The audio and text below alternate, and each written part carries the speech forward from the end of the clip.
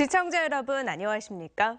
경북 동해안 지역은 오늘 건조주의보가 내려진 가운데 일교차가 큰 날씨를 보였고 내일도 비슷하겠습니다. 오늘 낮 최고 기온은 6도에서 8도 분포를 보였고 내일 아침 최저 기온은 영하 1도에서 영상 2도, 낮 최고 기온은 13도에서 14도 분포로 오늘보다 조금 높겠습니다. 바다의 물결은 0.5에서 2m로 일겠습니다. 오늘 영덕 앞바다에서 어선이 침몰해 선장이 실종되는 등 경북 동해안에서 해양 사고가 잇따라 발생하고 있습니다. 특히 최근 5년 동안 3월에 발생한 해양 사고 비율이 가장 높아 어민들의 주의가 요구되고 있습니다. 박상원 기자가 보도합니다. 영덕군 영해면 사진리 동쪽 5km 해상에서 1.7톤 자망어선 YO가 침몰했습니다. 배 안에는 선장 76살 윤모 씨가 타고 있던 것으로 전해졌습니다. 해경은 침몰 중이라는 선장의 신고를 받자마자 경비함정과 헬기, 민간 어선 등을 동원해 사고 해점 주변을 수색하고 있습니다. 이에 앞선 지난달 16일 오전 9시 반에는 포항 호미곶 앞바다에서 투망 작업 중이던 선원 1명이 해상으로 추락해 실종됐습니다. 또 지난달 15일 오전 9시쯤에는 포항시 흥해읍 오도 이리양 앞바다에서 1.8톤급 비호 선장 65살 김모 씨가 실종되는 등 해양 사고가 잇따르고 있습니다. 특히 3월에는 해양에서 인명피해 사고가 자주 발생해 어민들의 주의가 필요합니다.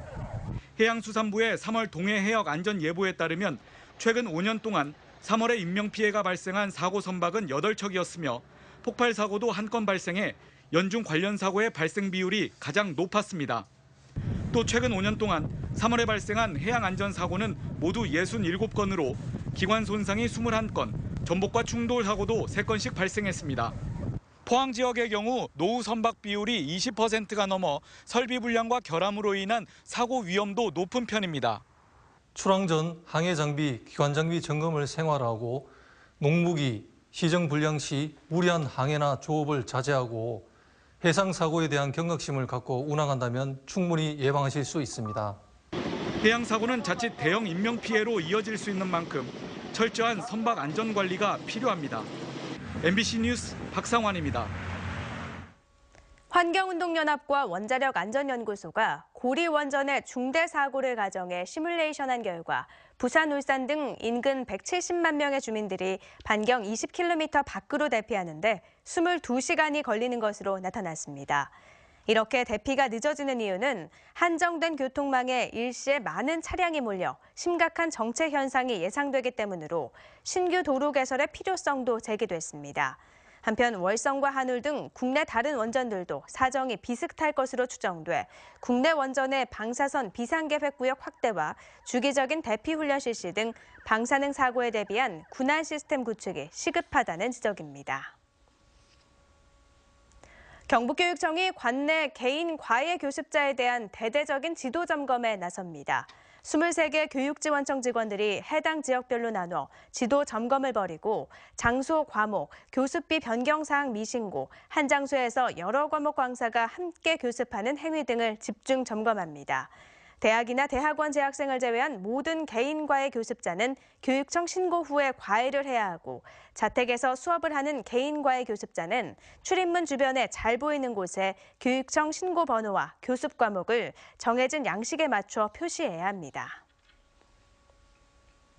오늘 오후 3시쯤 포항시 남구 대잠동 폐철도공사 현장에서 굴착 작업 중 지하에 매장된 천연가스가 천공기 마찰열로 폭발해 화재가 발생했습니다.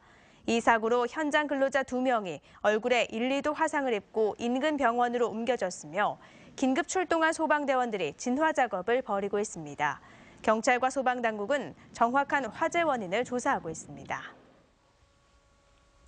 어젯밤 10시 55분쯤 경주시 도지동의 한 목조주택에서 불이 나 47제곱미터를 모두 태워 1,200여만 원의 재산 피해를 낸 뒤 2시간 만에 진화됐습니다. 집안에 있던 일가족 3명은 바로 대피해 인명피해는 없었고 소방당국은 정확한 화재 원인을 조사하고 있습니다. 오는 12일 K리그 클래식 홈 개막전을 앞두고 있는 포항 스틸러스 선수단이 개막전 홍보에 직접 나섰습니다. 최순호 감독과 김광석, 손준호 등 포항 선수단은 어제 포항제철소 동촌식당과 기술연구소 식당 2곳을 찾아 직원들을 대상으로 홍보 활동을 펼쳤습니다. 선수들은 개막전을 홍보하는 어깨띠를 두르고 팬들에게 인사를 건네고 홈 경기 일정이 담긴 홍보물을 나눠주기도 했습니다. 포스코가 철강업체로는 세계 최초로 생산 공정 과정에 인공지능을 도입했습니다. 이번에 도입된 기술은 자동차 강판 생산의 핵심 기술인 용융 아연 도금을 인공지능을 통해 도금량 편차를 획기적으로 줄인 것으로 기술연구원과 성균관대 등과 공동으로 개발한 것입니다. 자동차용 도금 강판은 세계 800여 개 철강사 중 20곳 정도만 생산할 수 있으며 포스코는 지난해 세계 공급량의 10%인 900만 톤을 판매했습니다. 경북교육청은 2017 지방공무원 기술직 경력 경쟁 시험과 관련해 도내 특성화고를 졸업한 우수 인재를 우선 채용합니다.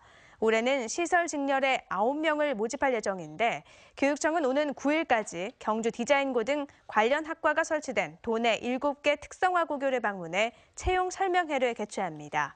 특성화고 경력 경쟁 시험 원서 접수는 4월 17일부터 21일까지고 필기시험은 6월 17일에 실시합니다.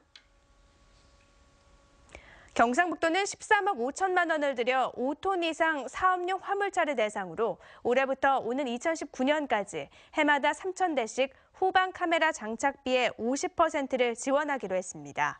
올해 사업 물량은 포항시가 900대, 경산시가 280여 대, 구미시와 경주시가 270여 대고 영덕과 울진군은 3대씩으로 가장 적습니다.